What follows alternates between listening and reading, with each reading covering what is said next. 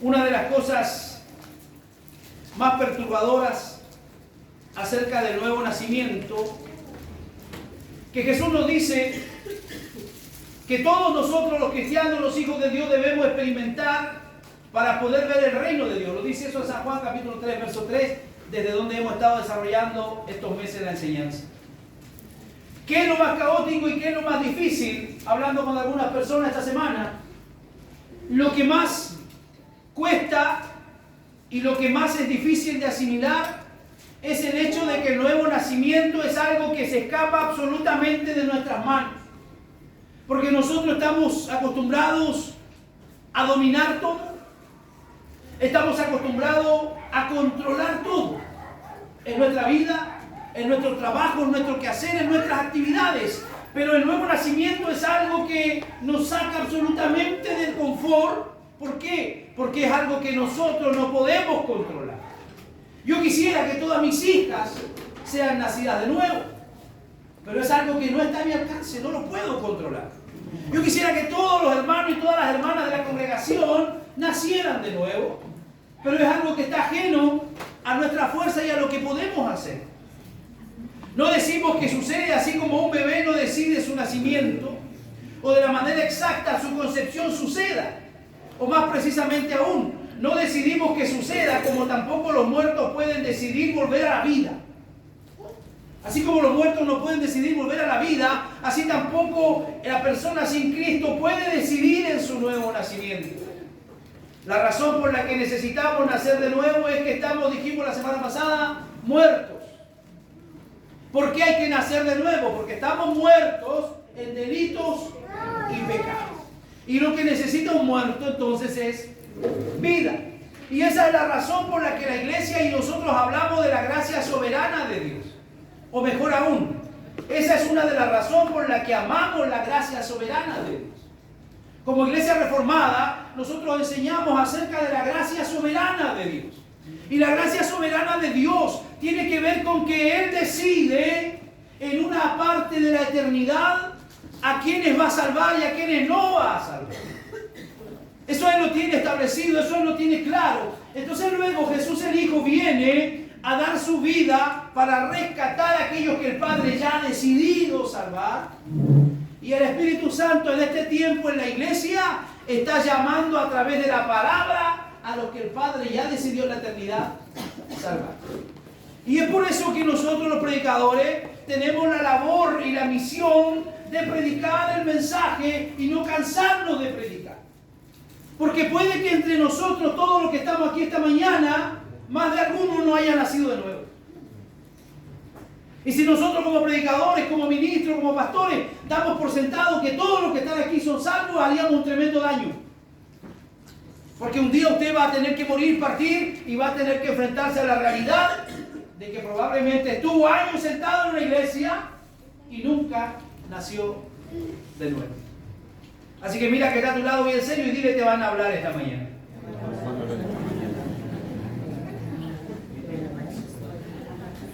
Algo tiene que suceder. Cuando alguien nace de nuevo hay evidencias. Cuando alguien nace de nuevo hay testimonios. Hay una claridad que los demás tal vez se dan cuenta. Nosotros a veces no nos damos cuenta de manera personal, pero hay otros que sí lo hacen.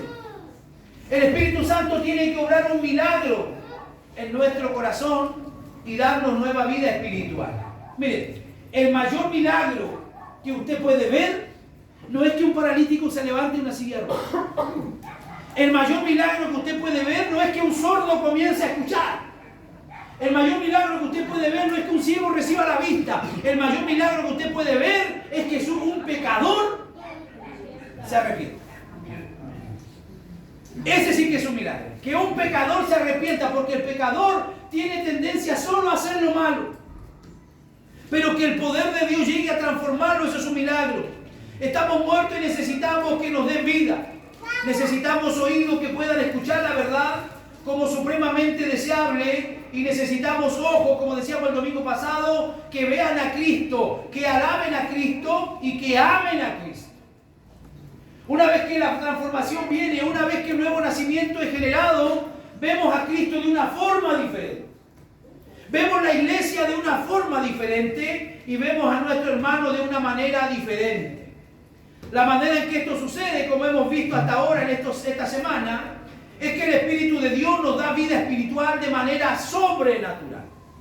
¿Cómo ocurre esto? De manera sobrenatural. O sea, que está por sobre nuestra capacidad y por sobre nuestra voluntad. Él lo hace de manera sobrenatural porque nos conecta con Jesucristo mediante la fe. Así que la nueva vida espiritual que recibimos en el nuevo nacimiento, querido hermano, no está separada de la unión con Jesús. Lo que hace importante y fundamental el hecho de nacer de nuevo es nuestra unión con Cristo.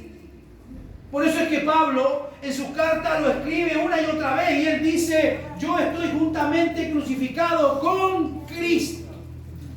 Esa palabrita con tiene mucha connotación. ¿Por qué? Porque habla de una unidad inalterable. Lo que a mí me garantiza el nuevo nacimiento es la unión que yo tengo con Cristo. ¿Y qué es lo que nos dice 1 de Juan capítulo 5, verso 11? Dios nos ha dado vida eterna y esta vida está en su Hijo. Ahí está la vida eterna. Nuestra primera experiencia de esto es la fe en que Jesús nos da vida. No hay separación de tiempo aquí. Cuando nacemos de nuevo creemos y cuando creemos sabemos que hemos nacido de nuevo. Así como el fuego produce el calor y no se pueden separar, de esa forma no se puede separar el nuevo nacimiento sin la obra regeneradora de Cristo. Hasta ahora hemos respondido parte de la pregunta: ¿por qué es necesario nacer de nuevo? Y si tuviéramos que resumir en 3 líneas, ¿por qué es necesario nacer de nuevo? Primero que nada, porque estábamos muertos en delitos y pecados. Segundo, para poder tener conexión, ¿verdad?, con Dios a través de Jesucristo y ahora ya no ser creación, sino ser llamados hijos de Dios. Y hoy vamos a empezar a responder la pregunta: ¿cómo? ¿Cómo se produce eso? Porque toda esta semana respondimos ¿por qué es necesario nacer de nuevo? Hoy vamos a empezar a responder cómo se produce esto. Porque ahora vamos a la pregunta a desarrollarla. ¿Cuál es la manera en que nacemos de nuevo? Y aquí se hace la pregunta desde el lado de Dios y desde el lado nuestro. ¿Cómo lo hacemos nosotros? ¿Cómo nos regenera Dios? ¿Habrá alguna participación? ¿Habrá alguna involucración de parte del hombre, de parte del ser humano en su nuevo nacimiento, en la obra de salvación, en la obra de regeneración? Buena pregunta, ¿verdad? Tenemos 2 escuelas teológicas dentro de eso que pueden responder. Y los que hablan del sinergismo y los que hablan del monergismo. El sinergismo dice que Dios y el hombre participan de manera activa, 50 y 50, 50-50, en la salvación. Pero el monergismo dice que el hombre no participa, sino que Dios es el que hace la obra en la vida del ser humano. Ahora yo le pregunto a ustedes, ¿cuál de las 2 opciones es la que nosotros asumimos? ¿Cuántos van por el sinergismo? Levanta la mano. ¿Alguien es sinergista? ¿Cuántos son monergistas? Bien, tienen buen profesor, tienen buen pastor. El hombre no hace absolutamente nada. Así como cuando Jesús se para frente a la tumba de Lázaro y dice: Lázaro, ven fuera. Es la palabra que Jesús lanza sobre la vida de Lázaro la que la hace regresar a la vida, y Lázaro lo único que hace es lo que haría cualquier persona: moverse, levantarse, actuar. Piense usted que de alguna manera cuando Jesús se para delante del sepulcro, ¿quién había estado muerto? ¿Cuántos días había estado muerto Lázaro? 4 días.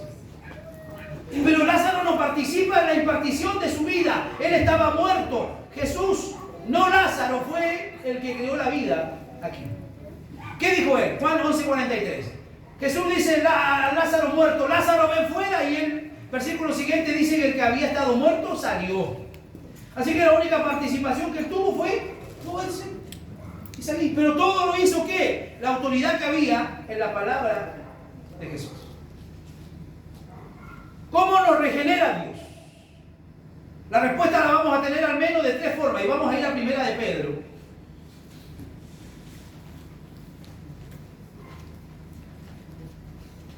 Primera de Pedro, capítulo 1. Vamos a estar desde el versículo 3 al versículo 25. No lo vamos a leer todo por tiempo, pero vamos a estar ahí tomando algunos versículos. En primer lugar, ¿qué es lo que nos dice el versículo 3? Respondiendo a la pregunta, ¿cómo nos regenera Dios? ¿Qué dice el verso 3? Bendito el Dios y Padre de nuestro Señor Jesucristo, que según su grande misericordia nos hizo renacer para una esperanza viva por la resurrección de Jesucristo de los muertos. Ahí tenemos un punto. Segundo punto, versículo 23. Siendo renacidos, no de simiente corruptible, sino de incorruptible, por la palabra de Dios que vive y permanece para siempre. Que vive y permanece para siempre. ¿Qué dice el versículo 15?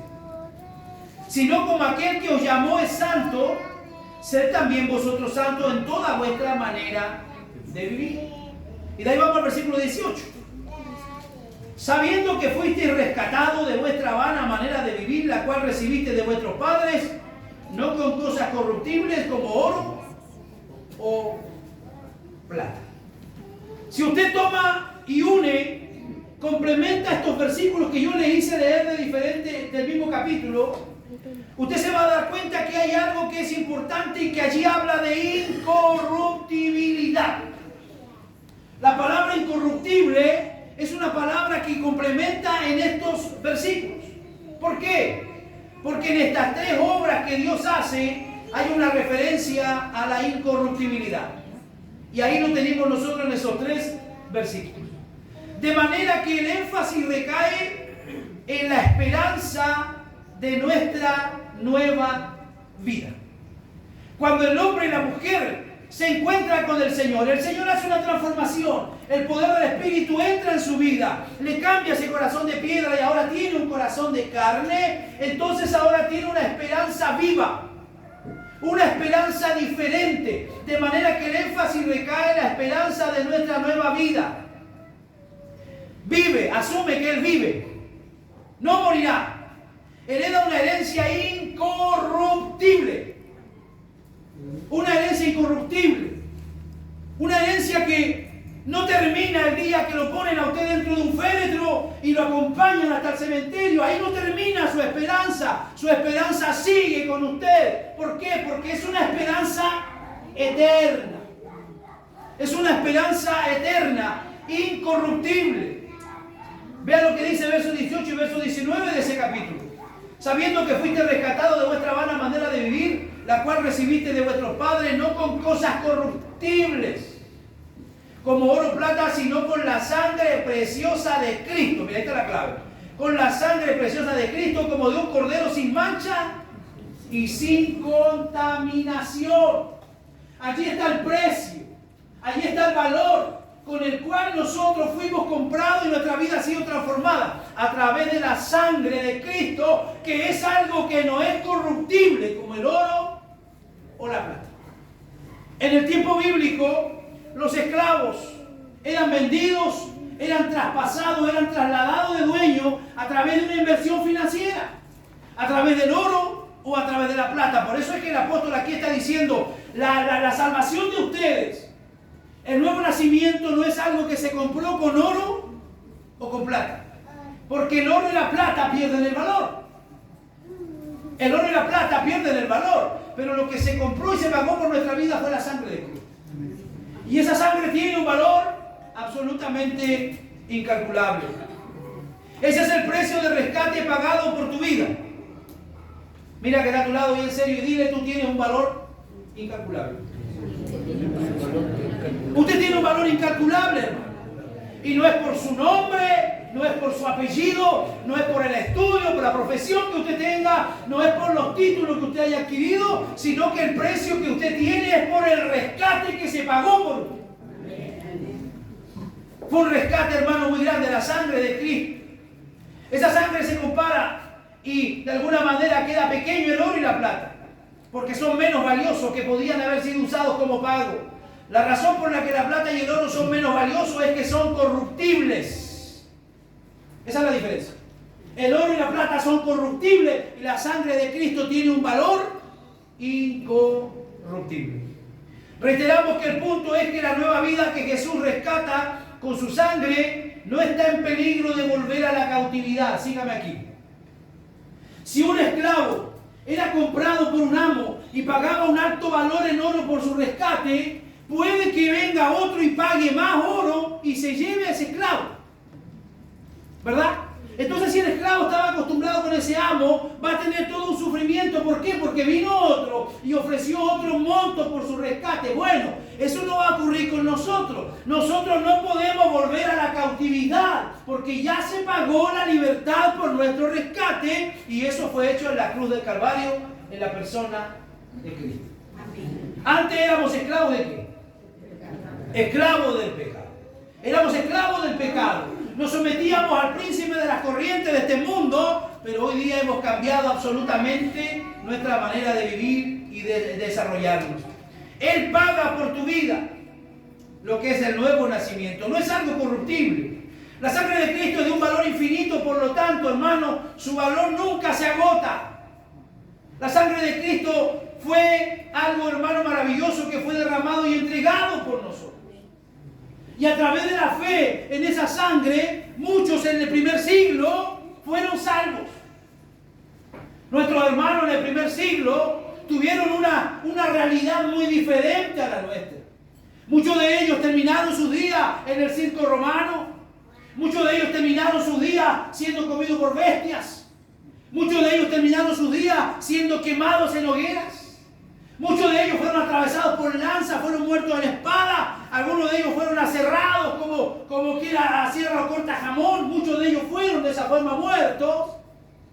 Pero la sangre de Cristo pagó por cada uno de ellos y pagó por cada uno de nosotros. A través de la fe. Así que si los hermanos del Antiguo Testamento fueron salvos, de la misma forma como nosotros hoy día somos salvos, a través de la fe. A través de la fe. Es así como somos rescatados, y ese es el precio de la nueva vida que recibimos en el nuevo nacimiento, y Jesús lo pagó por nosotros. En tercer lugar, note el mismo énfasis en la incorruptibilidad. Versículo 23. Siendo renacidos. Vuelva y léalo usted. Verso 23. Siendo renacidos, no de simiente corruptible, sino de incorruptible, por la palabra de Dios que vive y permanece para siempre. Pedro cita aquí el texto de Isaías 40, verso 6, que dice que la palabra de Dios permanece para siempre. Porque toda carne es como hierba y toda la gloria del hombre como la flor de la hierba. La hierba se seca y la flor se cae, mas la palabra del Señor permanece para siempre. Entonces Pedro está tomando el paralelo con esa palabra que aparece en el profeta Isaías. De manera que el punto es el mismo con la resurrección en el verso 3. Y el rescate en el versículo 18, la simiente de la palabra es incorruptible. ¿Qué está diciendo aquí? Que a través de la sangre de Cristo, que a través de la resurrección, lo dice el versículo 3. ¿Es importante la resurrección de Cristo? ¿Cuántos creen que es importante? Levante la mano. Si no hubiera habido resurrección, no hubiera habido evangelio. Y si no hubiera habido evangelio, nosotros estamos todos yéndonos de cabeza al infierno. Ahora tenemos una perspectiva resumida del énfasis de Pedro. En el nuevo nacimiento, el hincapié es que nacemos de nuevo. ¿Para qué nacemos de nuevo? Para una esperanza viva. Una esperanza viva. ¿Cuántos de los que están aquí esta mañana tienen una esperanza viva? Amén. Hoy día las cosas no van bien. Hoy día algunos de ustedes están pasando problemas, algunos de ustedes están pasando situaciones difíciles, pero eso no es eterno, hermano, eso es pasajero, eso es temporal. Eso es lo que hace en nosotros la esperanza de saber que contamos con alguien que nos ayuda, con alguien que nos cuida y con alguien que nos dirige. Tenemos una perspectiva de alguna manera diferente. En otras palabras, la vida que Dios crea en el nuevo nacimiento es una vida incorruptible, o sea, nos regala y nos da vida eterna. ¿Es o no es importante el nuevo nacimiento? ¿Por qué? Porque si yo no nazco de nuevo, no puedo recibir vida eterna. La nueva naturaleza que surge en el nuevo nacimiento no puede morir, dura para siempre. Eso es lo que Pedro está diciendo aquí. La nueva naturaleza que surge nunca morirá. Pedro remarca esto porque el contexto dominante de esta carta es el sufrimiento. La carta del apóstol Pedro, la primera carta, si hay algo que mueve y que se está dando en su alrededor cuando él escribe, es sufrimiento. Es sufrimiento. Entonces, el apóstol Pedro se ve dirigido por el Señor a escribir estas palabras. Enfrentar el sufrimiento con una esperanza viva. ¿Cuántos tienen esperanza que mañana le puede ir mejor? No es que yo le esté diciendo a usted que mañana le va a ir mejor como profeta, sino que lo estoy llevando a que usted pueda creer usted en su interna que mañana le puede ir mejor. Esa debe ser la fe. Y esa debe ser la esperanza que debe movernos como cristianos. Porque a veces caemos en el pesimismo. No, todo está malo en el país. No hay que hacer. Mejor nos quedamos cerrados en la casa y no hacemos nada. Dígale que está a su lado, fuera el pesimismo. Fuera el pesimismo. Mañana puede ser mejor. Mañana nos puede ir mejor, mañana nos puede ir bien. Esa es la esperanza que Pedro está hablando, porque la gente lo único que veía a su alrededor era sufrimiento. Lo único que veía era muerte, problema. Así que, hermano, no se deje desalentar por el sufrimiento. El sufrimiento no es para desalentarnos. Los problemas no son para desalentarnos, al contrario. Los problemas nos ayudan a crecer. ¿Cuántos quieren crecer en el Señor? Amén. La diferencia entre los niños y los maduros es que los niños no tienen problema. Los niños no se preocupan que hay que pagar la boleta de la luz. Ellos ocupan luz. Los niños no se preocupan que hay que pagar la boleta del agua. Ellos ocupan el agua. Ellos viven tranquilos, confiados, porque saben que su padre va a proveer. ¿Y usted por qué se preocupa tanto? ¿Acaso no tiene un padre que vela y se preocupa por usted? El salmista decía: Jehová es mi pastor y nada me faltará. No deje de desalentarse, hermano, por el sufrimiento. El sufrimiento nos va a acompañar gran parte de nuestra vida y nos va a ayudar a crecer. Nos va a ayudar a transformar nuestro carácter. Nos va a ayudar a acercarnos a Dios. El sufrimiento siempre nos va a llevar a acercarnos a Dios. Aun cuando hay gente que ve y siente el sufrimiento y algunos se enojan con Dios. Pero dígame usted, si yo me enojara con Dios, ¿quién pierde? Dios siempre va a ser Dios. Pero yo sin Dios no soy absolutamente nada ni nadie. Incluso si le quitan la vida física, no pueden quitarle la vida que usted tiene por el nuevo nacimiento. ¿Cuántos de los que están aquí alguna vez han sentido cerca de la muerte? Levánteme su mano. A ver, déjeme su mano arriba para ver. Gloria a Dios. Sentir la muerte cerca no es algo fácil de enfrentar. Sentir que la muerte nos está pisando los talones, nos está respirando en la nuca, no es algo fácil, hermano, de asimilar o de enfrentar. En uno de mis viajes misioneros hacia Ecuador,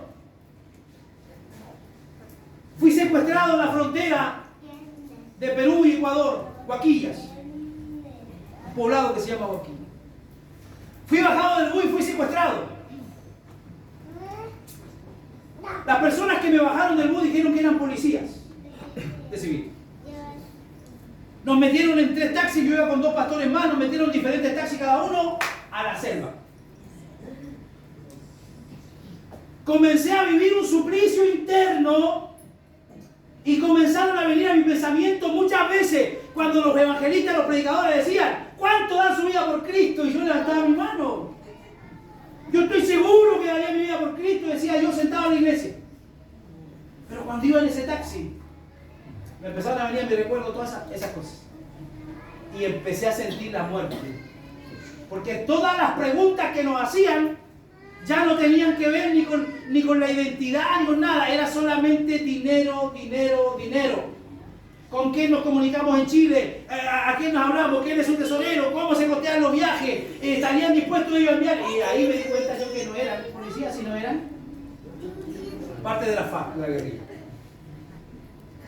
Cuando yo le empecé a contar toda la historia y le dije, mire, los hermanos han hecho trabajo, han hecho ofrenda, hemos vendido unos cuantos completos y una cosa, ese tiempo se hacía así. Así pagamos el viaje y por eso yo estoy aquí. Ahora, si ustedes piden dinero para allá, yo creo que no le van a mandar, así que no pierdan más tiempo. ¿Qué día pagar un rescate por mí? ¿Qué? No, yo creo que voluntad viva, pero plata es que no hay. Hasta que las personas se dan cuenta que no van a poder conseguir recursos de nosotros y me dejan abandonado en la carretera ahí que yo no tenía ni idea dónde estaba. Debajo de unos platanales. Ahí quedé con mi maleta botada. Y no le cuenten a nadie lo que aquí pasó. Y al otro lo dejaron un poco más allá y al otro pastor un poco más allá. Después de un rato nos juntamos todos en la carretera. Y entonces entendimos que sí estábamos dispuestos a morir por Cristo. Porque yo me despedí en ese momento de mi familia, me despedí de cada uno de ellos ahí dentro de ese taxi. Y ya me veía con un tiro en la cabeza debajo de un árbol de plátanos. ¿Por qué le cuento esto?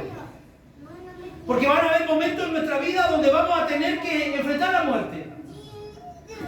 Pero usted sabe que nadie se va de este planeta sin hacer todo lo que vino a hacer.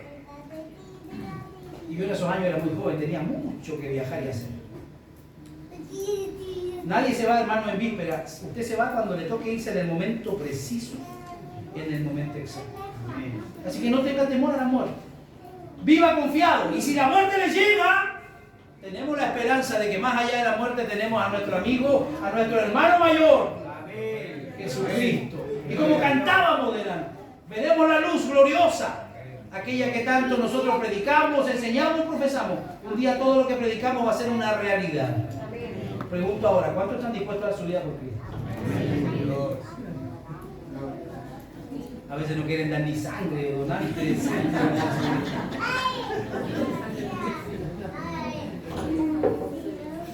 No se deje desalentar. Incluso si le quitan la vida, no puede quitarle la vida que usted tiene por el nuevo nacimiento. Eso es una vida imperecedera. Así que dígale que está a su lado, tiene vida eterna. Tiene vida eterna, hermano, y eso usted tiene que darle y llenarlo de felicidad, llenarlo de alegría, porque no vamos a pasar por esta vida como personas que pasaron. Muchos se van a recordar de usted, muchos van a hablar de usted, muchos van a recordar sus enseñanzas, sus anécdotas, pero usted va a estar viviendo con Cristo por toda una eternidad. Veamos ahora estas tres obras que Dios realiza. Primero, el nuevo nacimiento. Y tomémosla una a una y pongámosla en el orden en que Dios realmente la realiza. Dios nos rescató por medio de la sangre de Jesús. ¿Estamos claros en eso, verdad? El pecado tenía que pagarse. ¿Usted tiene clara esa doctrina? No tenemos que volver atrás. El pecado sí o sí tenía que pagarse. ¿Por qué? Por la justicia de Dios. Dios no podía ir contra su justicia y dársela de bonachón o buena onda. No me olvido, para que entren todos al cielo. No, su justicia tenía que pagarse el pecado. ¿Por qué? Porque el pecado es transgresión contra Dios. Dios dijo, vayan por acá, y nosotros nos fuimos por el otro lado. Eso tiene que pagarse, esa desobediencia. Y la verdad que yo siempre lo digo así, pero tajante y bien simple. El pecado se pagaba de dos formas: en la cruz con Cristo o en el infierno.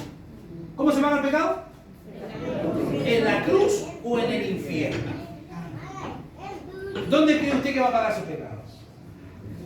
Yo creo que mis pecados fueron pagados en la cruz.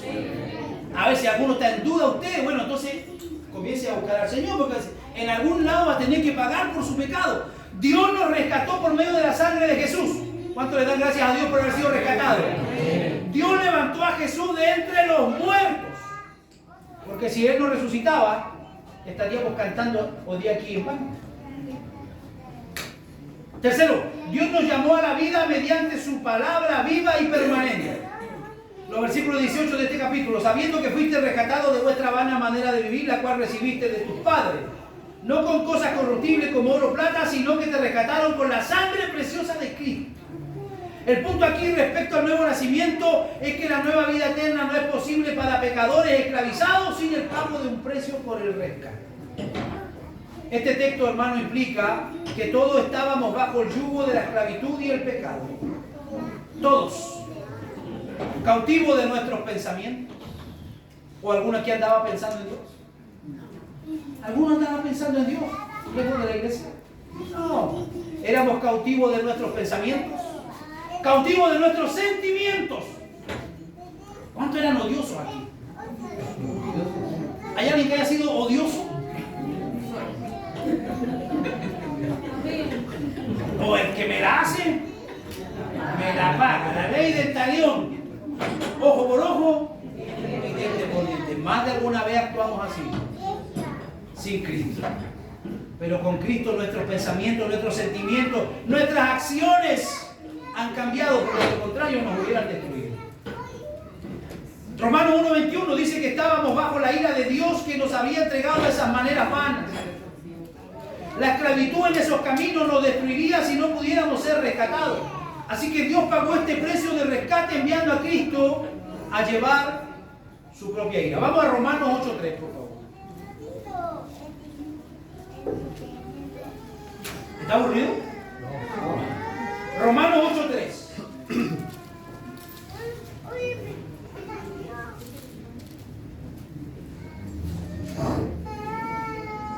Porque lo que era imposible para la ley, por cuanto era débil por la carne, Dios enviando a su Hijo en semejanza de carne de pecado, y a causa del pecado, ¿qué dice?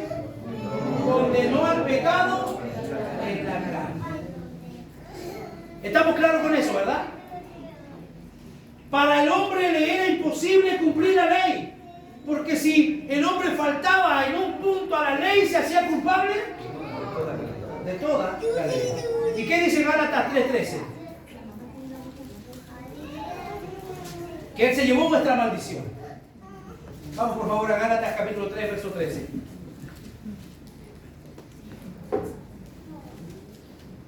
Ese es un fundamento sólido, como una roca. Cristo nos redimió de la maldición. ¿Redimir significa? ¿Qué significa redimir? Vamos, a ver, vamos. Rescatar, pero más que rescatar, comprar. Cristo nos compró de la maldición de la ley, hecho por nosotros maldición, porque está escrito: maldito todo el que es colgado en un madero. Y Isaías dice que el castigo de nuestra paz fue sobre Él. Para que tú y yo hoy día podamos estar sentados en la silla de la iglesia, Él tuvo que hacerse maldición y Él tuvo que llevarse esa maldición. Esto es algo sólido como una roca que hace posible tu transformación, como base para que Dios nos uniera a Cristo y creara fe y nos diera nueva vida. Era necesario que hubiera algún objetivo, acontecimiento histórico en la vida de Jesucristo, el Hijo de Dios. En Marcos 10:45 lo dice claramente: porque el Hijo del Hombre no vino para ser servido, sino para servir. ¿Para qué vino Jesús? ¿Y para qué estamos nosotros? Para servir. Y para dar su vida en rescate. ¿Por cuántos? Por muchos. Ese versículo echa por tierra la doctrina de la universalidad. O dice que Jesús murió por todo el mundo. ¿Qué dice? ¿Da su vida en rescate por todo el mundo? No. ¿Por qué? Por muchos. ¿Esos muchos somos? Nosotros. Por eso sucedió el acontecimiento histórico de la encarnación. El Hijo del Hombre vino a dar su vida en rescate por mucho. Eso tenía que suceder como la base del regalo generoso del nuevo nacimiento para pecadores como nosotros que no se lo merecían. Pregunto mirando a los ojos y con mucha sinceridad, ¿usted se merecía ser salvo? No. ¿Alguno aquí tenía buenas obras? Puede que haya gente que a veces tiene buenas obras, hermano. ¿Pero había alguno aquí que era merecedor de la salvación? No. El precio tenía que ser incorruptible, no como plata u oro. La sangre de Cristo es de un valor infinito y por lo tanto nunca puede perder su poder o rescate. La vida que obtiene es una vida que dura para siempre. Dígalo conmigo, la vida eterna dura para siempre. Entonces aquí chocamos con los arminianos. Porque los arminianos dicen que si tú te portas mal, vas a perder tu salvación. Entonces 15 días más te portaste mal y la perdiste. Y en 30 días más conoces a un evangelista y te predica y te arrepientes y la vuelves a tomar. Y en 45 días más vuelves a hacer otra embarradita y la vuelves a perder. Y después vas a otra iglesia 60 días más y vuelves. ¿Funciona así la salvación? No, la salvación no es un chiste, no es un juego, hermano. La salvación es un regalo que Dios nos ha dado por gracia y misericordia. Ahora, tú eres rápido de mente, yo también. ¿Y qué pasa con los que van pecando y van a la iglesia? Y siguen pecando y siguen yendo a la iglesia. Nunca fueron salvos. Nunca fueron salvos. Porque nos vamos a cruzar la vida con gente así. Nunca fueron salvos. Porque un salvo no tiene ese tipo de vida. Un salvo lucha y un salvo sufre cuando falla, sufre cuando peca, sufre cuando cae. Dijo, no voy a mentir más y mañana mintió. Y parece que le clava una daga en el corazón, Señor, perdóname. Pero el que no es salvo le da exactamente lo mismo pecar y ir a la iglesia. Pecar y ir a la iglesia, pecar y ir a la iglesia. Porque de alguna manera calman o quitan su conciencia. El que tiene la salvación va a sentir dolor cuando le falla al Señor. Avancemos. El segundo acontecimiento que tenía que suceder era que naciéramos de nuevo con vida eterna. Era la resurrección de Jesús de entre los muertos. Primera de Pedro 1, el 3 al 4. Dice que el Padre, que según su grande misericordia nos hizo renacer. ¿Qué nos hizo? Un doble nacimiento, un nuevo nacimiento. A una esperanza viva. ¿Cómo es tu esperanza? Viva. Por la resurrección de Jesucristo de los muertos para una herencia incorruptible, incontaminada, inmarcesible, reservada en los cielos para vosotros. Nos hizo renacer a través del poder de la resurrección de Jesucristo. Era necesario que Jesucristo viniera como hombre a nacer en el vientre de una mujer, estar 9 meses en el vientre de María, su madre, y luego nacer y enfrentar todos los problemas que enfrenta cualquier niño, cualquier adolescente, y luego va desarrollando su juventud y su edad de adultez hasta desarrollar su ministerio. Él tenía que ir a la cruz, pero no tenía que haber cometido pecado en esos 33 años de vida, porque de lo contrario la ofrenda no hubiera sido aceptada y la salvación no hubiera sido validada. Tuvo que ir a la cruz. ¿Para qué? ¿Para qué fue a la cruz Jesús? A ver, ¿para qué fue a la cruz Jesús? Para pagar por nuestros pecados. Sí, esa es la manera, esa es la forma romántica de decirlo. Pero ¿para qué fue a la cruz Jesús? Para pagar la ira. Bien, ¿para qué más? Hay una palabra que quiero escuchar. ¿Para qué más fue a la cruz Jesús? Para obedecer a su Padre. Ya vamos. ¿Para qué más fue a la cruz Jesús? Para reconciliar. ¿Pero para qué fue allí? Por amor. Físicamente tenía que morir. Jesús nació para morir en la cruz. Él tenía que morir y tenía que ir a ser sepultado y tenía que estar allí el tiempo que el Padre tenía establecido para él, hasta que el Espíritu Santo vino y lo levantó de la tumba. Había fiesta del infierno, ni le cuento cómo estaba eso allí. Todo el mundo celebrando del infierno. Pasó el primer día, siguió la fiesta. Pasó el segundo día. y siguió la fiesta, pero al tercer día el Espíritu Santo desciende y lo resucita de entre los muertos. Si Él no hubiera resucitado, hoy día estaríamos perdiendo el tiempo aquí. Pero como Él resucitó, entonces Él nos pudo dar vida, y no que nos va a dar un maquillaje, nos va a cambiar la vida, te va a hacer millonario, te va a hacer más simpático, te va a hacer más linda. No se está refiriendo a ese tipo de vida. Con la resurrección Jesucristo nos dio una vida eterna. Así como Él resucitó, nosotros también vamos a resucitar. Cierre sus ojos.